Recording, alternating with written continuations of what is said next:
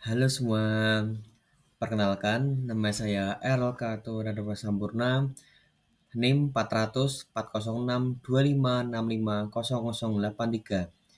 Di video kali ini saya akan mempresentasi mengenai listrik dan magnet dan medan listrik dan dipol.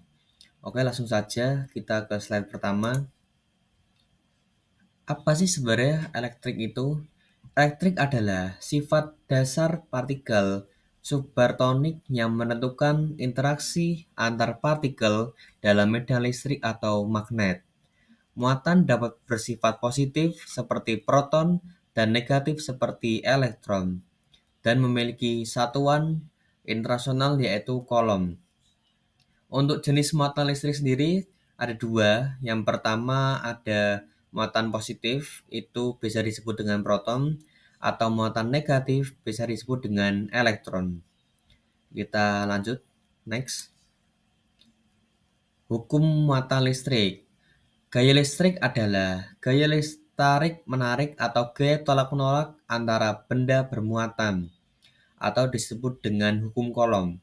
Hukum Coulomb berbunyi, ukuran muatan dan jarak antara keduanya merupakan faktor kunci dalam menentukan kekuatan gaya listrik antara objek bermuatan.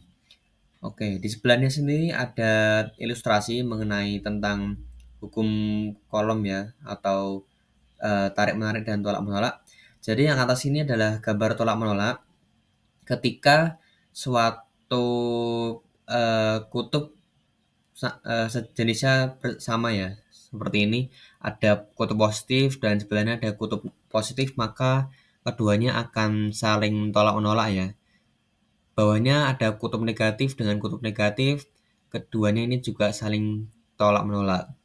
Di bawahnya ini ada sifat tarik menarik ketika kutub positif dan negatif itu berbeda ya, berbeda kutub ya. Jadi mereka akan saling tarik menarik seperti itu. Oke, kita next. Sifat kekuatan listrik. Sifat kekuatan listrik dibagi menjadi tiga. Yang pertama ada kekal atau conserved. Kekekalan muatan yang berarti total muatan listrik positif dan negatif dalam sistem terisolasi akan selalu konstan dan tidak berubah karena muatan listrik tidak bisa diciptakan atau dimusnahkan, melainkan hanya dapat dipindahkan atau ditransfer antar objek. Jadi sifatnya listrik ini tidak dapat dimusnahkan atau dihancurkan, tapi dia bisa hanya mengalir ya, atau menghantarkannya. Yang kedua ada alternating current atau AC. Sumber listrik atau sifat kelistrikan tersebar di banyak titik, bukan terpusat di suatu tempat. Untuk yang ketiga ada dapat berpindah. Melalui perpindahan muatan listrik seperti elektron dari suatu benda ke benda lain, perpindahan ini terjadi karena beberapa cara, yaitu listrik statis melalui gesekan, tekanan atau panas, dan listrik dinamis melalui konduktor atau arus listrik. Benda yang mengalami perpindahan muatan akan menjadi bermuatan positif atau negatif dan dapat menghasilkan gaya tarik menarik atau tolak menolak. Seperti itu. Oke, kita next. Nah, selanjutnya ada hukum Coulomb. Apa sih sebenarnya hukum Coulomb itu? Hukum Coulomb adalah gaya tarik menarik atau tolak menolak antara dua muatan listrik berbanding lurus dengan hasil kali muatan tersebut dan berbanding terbalik dengan kuadrat jarak antara keduanya. Hukum Coulomb ini memiliki rumus dengan F sama dengan K Q1 kali Q2 per R kuadrat, dengan F sebagai gayanya, K sebagai konstanta, Q1 dan Q2 sebagai muatan, dan R kuadrat sebagai jaraknya. Untuk selanjutnya ada contoh soal dari hukum Coulomb sendiri. Diketahui Q1 sama dengan 2 kali 10 pangkat min 9, Q2 4 kali 10 pangkat min 6, R-nya itu 2 meter, tapi ini kita ubah menjadi meter dulu ya. Aslinya kan 2 cm menjadi 0,02 meter. K-nya atau konstantanya yaitu 9 kali 10 pangkat 9 nm kuadrat. Pertanyaannya, berapa gaya pada neutron. Nah, untuk menyelesaikan kasus tersebut, maka kita perlu yang namanya rumus hukum Coulomb, yaitu F sama dengan Q1 kali Q2 per R kuadrat, sama dengan 9 kali 10 pangkat 9, ini adalah konstantannya, 2 kali 10 min 9 kali 4 kali 10 pangkat min 6, ini adalah Q1 dan Q2 per 0,02 kuadrat, ini adalah jaraknya, sama dengan 72 kali 10 pangkat min 6 per 4 kali 10 min 4 sama dengan 1,8 kali 10 pangkat min 1 Newton atau 0,18 Newton. Jadi, berdasarkan rumus hukum Coulomb, gaya tolak-menolak kedua muatan tersebut sebesar 0,18 Newton. Gimana? Hukum Newton mudah kan, teman-teman? Baik, selanjutnya kita next. Kita masuk ke medan magnet. Apakah kamu tahu medan magnet bumi yang membuat kompas bekerja? Jarum kompas adalah magnet kecil yang sejajar dengan medan magnet bumi, menunjukkan arah utara dan selatan. Hal ini dimungkinkan karena bumi sendiri bertindak sebagai magnet raksasa berkat inti magnetnya, yang menghasilkan medan magnet yang membentang jauh keluar angkasa. Medan inilah yang melindungi kita dari angin, matahari, dan partikel berbahaya lainnya yang terus-menerus membordir planet kita. Tampaknya kehidupan di bumi seperti yang kita kenal tidak akan mungkin terjadi. Jadi di sini di sebelahnya ada ilustrasi bahwa kutub utara dan kutub selatan ini menghasilkan medan magnet ya. Bisa dilihat dari garis-garis magnetnya seperti ini. Oke, kita next. Apa sih medan magnet dalam arus listrik itu? Arus listrik yang mengalir melalui kawat akan menghasilkan medan magnet di sekitarnya. Hubungan ini bersifat dua arah. Perubahan medan magnet juga dapat menghasilkan arus listrik melalui fenomena induksi elektromagnetik yang menjadi dasar generator listrik dan motor listrik. Jadi cara kerja ininya itu arus medan listrik ya, dalam arus. Ketika arus mengalir dalam kawat ini sebelahnya ada kawat ilustrasi, dia akan menghasilkan medan magnet karena arus yang mengalir dari sini. Nah, contoh penerapannya yang pertama ada pada dinamo eh, remote control bisa, dinamo motor listrik bisa. Yang kedua pada trafo juga menerapkan sama, yaitu induksi seperti ini. Oke, kita lanjut next. Kita masuk ke electric field lines atau garis gaya listrik. Kurva imajiner digunakan untuk memvisualisasikan medan listrik. Ia menunjukkan arah dan kekuatan medan tersebut. Garis ini berasal dari muatan positif dan berakhir pada muatan negatif. Dengan arah itu, kepadatan garis, seberapa dekat jarak antar garis mencerminkan kekuatan medan. Garis yang lebih rapat berarti medan yang lebih kuat, sementara garis yang jarang akan medannya lemah. Seperti itu. Oke, kita next. Sifat-sifat garis gaya listrik. Sifat-sifat gaya listrik sendiri dibagi menjadi 4, yaitu ada garis dimulai dari muatan positif dan berakhir di muatan negatif. Kedua, ada tidak pernah saling memotong. 3, semakin rapat garis, semakin kuat medan listrik di area tersebut. Garis keempat, ada garis keluar dari muatan listrik positif menjadi keluar, garis menuju muatan negatif sama dengan masuk. Next. Medan listrik. Medan listrik adalah daerah di sekitar medan listrik yang masih dipengaruhi oleh gaya listrik. Konsep ini membantu memahami bagaimana muatan berinteraksi satu sama lain, di mana muatan positif menghasilkan medan yang arahnya keluar dan muatan negatif menghasilkan medan yang arahnya masuk. Ini sebenarnya kurang lebih sama dengan penerapan dengan hukum I masuk sama dengan I keluar ya. Kurang lebihnya seperti itu sama. Untuk rumusnya sendiri ada 2. E sama dengan F per Q atau E sama dengan K Q per R kuadrat. Dengan F sebagai gaya, K sebagai konstanta, Q sebagai muatan listrik, dan R sebagai eh, kerapatan ya, atau mungkin jarak antar muatan. Seperti itu. Kita lanjut next. Contoh soal medan listrik.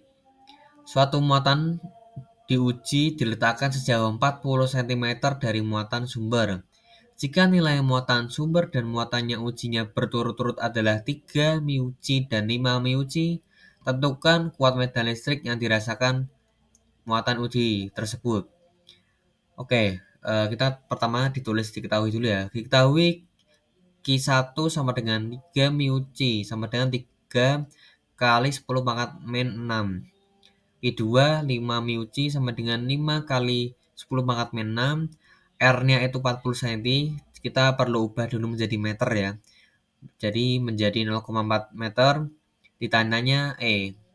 Nah, kita menggunakan rumus yang sama yang tadi. E sama dengan K QS per R kuadrat. K-nya ini 9 konstanta ya. 9 kali 10 pangkat 9. KS-nya 3 kali 10 min 6 per 0,4 kuadrat. Ini adalah jaraknya ya. Sama dengan 168,75 kali 10 pangkat 3 sama dengan 0,169 N per C. Jadi kuat medan listriknya adalah 0,169 Nc. Gimana? Mudah kan teman-teman? Oke, kita lanjut. Superposition and principle atau prinsip superposisi.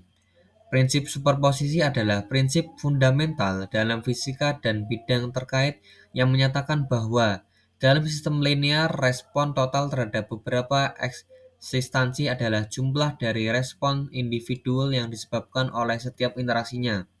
Artinya, jika beberapa gelombang bertemu di satu titik, perpindahan total di titik itu adalah jumlah dari perpindahan masing-masing gelombang. Prinsip ini juga berlaku dalam konteks lain seperti elektronik, teorema superposisi, dan farmakologi. Prinsip superposisi menyatakan bahwa medan listrik total pada satu titik adalah jumlah vektor medan listrik yang dihasilkan oleh semua muatan secara individu. Oke, kita next. Untuk sifat-sifat superposisi sendiri dibagi menjadi 3. Yang pertama ada linearitas. Prinsip ini hanya berlaku pada sistem yang bersifat linear, yang berarti respons berbanding lurus dengan stimulasinya. Contohnya adalah jika Anda menggandakan input, maka outputnya akan berlipat ganda. Yang kedua ada aditif. Respon total keluaran dari sistem adalah jumlah aljabar dari respon setiap stimulus yang bekerja secara terpisah. Untuk yang ketiga ada penyederhanaan masalah. Prinsip ini menyederhanakan analisis sistem yang kompleks dengan memecahnya menjadi beberapa analisis komponen yang lebih sederhana. Misalnya dalam gerak, kita bisa menganalisis gerakan pada komponen X dan Y secara terpisah, lalu menggabungkannya untuk mendapatkan solusi total. Seperti itu. Oke, kita next. Oke, kita masuk ke inductive charging atau pengisian induktif. Pengisian induktif adalah metode pengisian daya nirkabel yang mentransfer energi listrik dari stasiun pengisi daya ke perangkat tanpa kabel fisik menggunakan induksi elektromagnetik. Cara kerjanya adalah dengan mengubah arus listrik bolak-balik AC pada kumparan pengisi daya menjadi medan magnet yang kemudian diubah menjadi arus DC. Untuk prinsip kerja induktif charging sendiri dibagi menjadi 3, yaitu ada kumparan pemancar. Arus listrik AC mengalir melalui kumparan di stasiun pengisi daya, menciptakan medan magnet yang berfluktuasi. Untuk yang kedua ada kumparan penerima. Medan magnet ini menginduksi arus AC pada kumparan penerima di dalam perangkat Anda. Untuk yang ketiga ada konversi dan pengisian daya. Sirkuit di dalam perangkat mengubah arus AC menjadi arus DC untuk mengisi daya baterai. Seperti itu. Next. Untuk contoh pengaplikasiannya ada banyak ya, tapi saya ambil beberapa aja. Yang pertama ada smartphone. Smartphone, ada sikat gigi elektrik, ada kendaraan listrik, ada perkakas listrik, ada perangkat medis listrik. Seperti itu. Oke, kita next. Kita masuk ke induced dipoles atau dipol terinduksi. Dipol terinduksi adalah dipol sementara yang terbentuk dalam molekul nonpolar ketika awan elektronnya didistrasi oleh medan listrik, seperti oleh ion atau molekul polar di dekatnya. Distorsi ini menciptakan pemisahan muatan parsial sementara pada molekul nonpolar, membuatnya memiliki ujung-ujung yang sedikit positif dan sedikit negatif. Untuk rumus dari dipol terinduksi ini saya buat piramida aja. Seperti ini ya. Dengan mu itu momen dipol, terus ada Q itu selisih muatan, dan R adalah jarak. Jadi kalau misalkan ditanya mu-nya berarti tinggal kita Q kali R. Kalau misalkan ditanya Q-nya, kita tinggal bagi aja ya, mu per R, seperti itu. Oke, kita next. Prinsip kerja induktif charging. Yang pertama oleh ion, saat ion mendekati molekul nonpolar, muatan ion menarik awan elektron molekul polar, menginduksi dipol pada molekul tersebut. Yang kedua ada oleh molekul polar. Molekul polar memiliki dipol permanen. Ketika molekul polar berinteraksi dengan molekul nonpolar, dipol permanennya dapat mengganggu awan elektron molekul nonpolar, menginduksi dipol sementara pada waktu nonpolar. Kita next. Untuk ciri-cirinya ada 3. Yang pertama sifat sementara.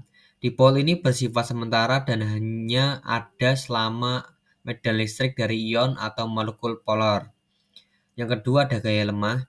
Interaksi antara dipol yang terinduksi adalah gaya tarik yang lemah dibandingkan dengan gaya dipol-dipol permanen. Yang ketiga dipengaruhi polarisabilitas. Kekuatan dipol terinduksi dipengaruhi oleh seberapa mudah awan elektron suatu molekul dapat terdistorsi yang disebut polarisabilitas. Di sebelah sini ada ilustrasi gambarnya, kurang lebih seperti ini ya. Oke, kita next. Contoh dipol terinduksi. Sebenarnya ada banyak contohnya, tapi saya masukkan hanya beberapa saja. Yang pertama ada H2O. Oksigen lebih elektrogatif,